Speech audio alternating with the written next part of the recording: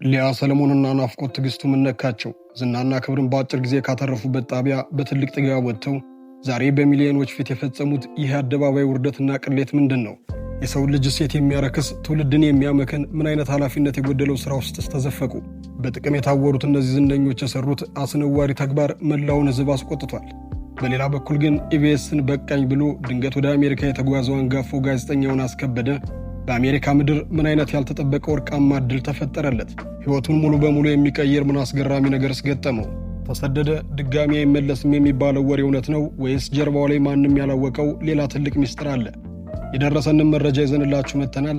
ሐሳብ አስተያየታችሁን እየሰጣችሁ ከላይክና ሰብስክራይብ ጋር እስከ ቪዲዮ መጨረሻ አብራችሁን ዝለቁ።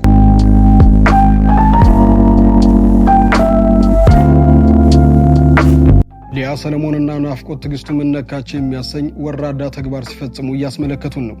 ዝናና ክብርን ገንዘብንም በአጭር ጊዜ ውስጥ ክብሩን ኢቢኤስ ሲወሰድና ሲሞላላቸው በትልቅ ጥጋብ ጣቢያውን አታለው የወጡት ሁለቱ ዝነኞች ከጣቢያው ከተለያዩ በኋላ የራሳቸውን ቻናል ዋን የተሰኘ ቴሌቪዥን ጣቢያ ከፍተው እየተመለከትን ሲሆን በዚህ ቴሌቪዥን ጣቢያቸው ውስጥ ቁጥር 2 ኢቢኤስን እያሳዩን ይገኛሉ። ከፕሮግራሙ መመሳሰል እስከ አቀራረቡ ጭምር ሁሉ ነገሩን ኢቢኤስ ነው። ፕሮግራሙ ብቻ አይደለም፣ ከ3 ዓመት በላይ በኢቢኤስ ሲተላለፍ የነበረውን በስንቱ ድራማንም አንስተው ወስደውታል። ይሄ ጥፋት አይደለም ብለን ብናልፈው በርካታ ወቀሳና ትችትን እንዲያስተናግዱ የሚያደርጋቸው የማህበራዊ ኃላፊነትን ወደ ኋላ ገሸሽ የሚያደርጉ ስራዎችን እየሰሩ በቀጥታ ሚሊዮን የሚከተል የቴሌቪዥን ጣቢያቸው ላይ እያሳዩን ይገኛሉ። በእርግጥም ባለቤቶቹ እነሱ ስለሆኑ ማንም ተቆጣጣሪ ሊኖራቸው አይችልምና ያሻቸውን ያደርጋሉ። እንደ ተራ ዩቲዩበር ቪው ለመሰብሰብ በሚመስል መልኩ አነጋጋሪ የሆኑ ድርጊቶችን ይፈጽማሉ። ባሳለፍነው ሳምንት ያቀረቡት ፕሮግራም ደግሞ ያስተዛዝባል። ሀገራችን በኑሮ ውድነት በጦርነትና ሌሎች አንገብጋቢ ነገሮች ተጠምዳ ባለችበት ሁኔታ ውስጥ እነሱ የማህፀን ውበትና ጥራት ምናምን የሚል ዶክተርን አቅርበው ስለ ወሲብና መወሰብ ከዛም አልፎ ስለ ብልት ውበት መነጋገር ጀምረዋል።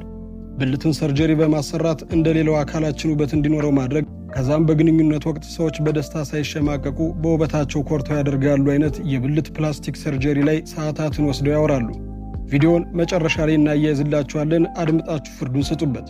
እሁድ ቀን በሚተላለፈው ፕሮግራም ላይ ቤተሰብ ተሰብስቦ ሕፃናት አዋቂዎች በሚያዩት የቴሌቪዥን ጣቢያ ላይ ትውልድን የሚያመክንና ትርጉም አልባ ለሆነ ደግሞ ለኛ ሀገር በአሁኑ ሰዓት አንገብጋቢ ነው ወይ የሚያሰኝ የብሽቅና ኃላፊነት የጎደለው ስራን ይሰራሉ እንላለን። ሐሳባችሁን አጋሩን።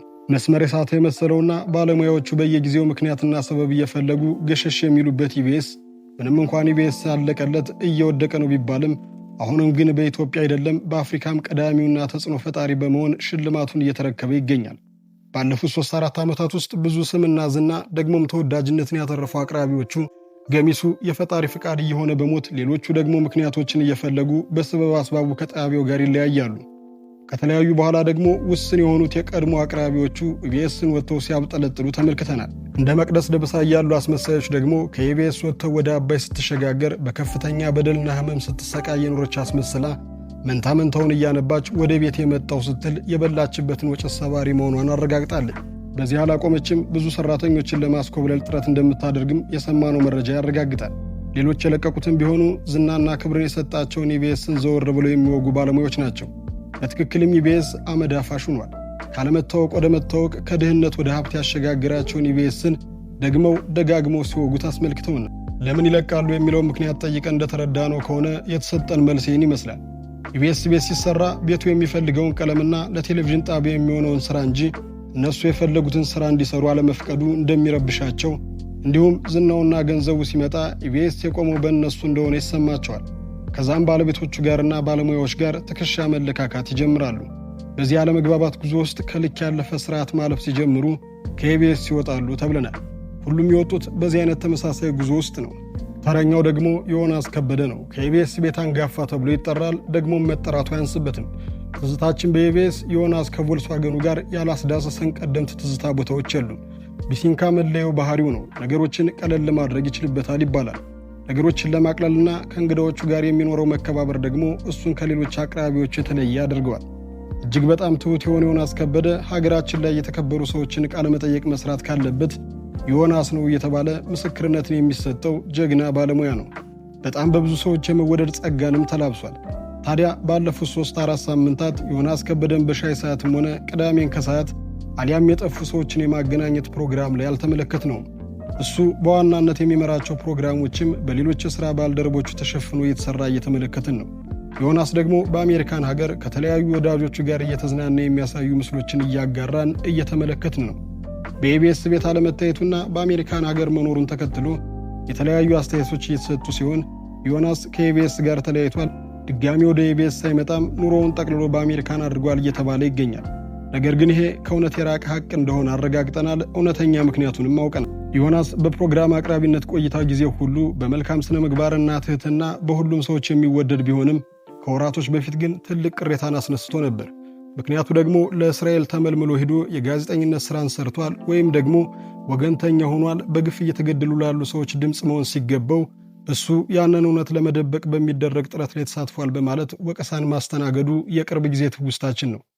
ታዲያ ዮናስ ከበደ አሜሪካን የሄደውም ለዚህ ነው በማለት ከዚህ ጋር ለማገናኘት ጥረት እያደረጉ ቢሆንም ይሄ ጉዳይ ፈጽሞ ውሸትና የዮናስ አሜሪካን ጉዞ ከእስራኤል ጋር የሚገናኝ አለመሆኑ ነው።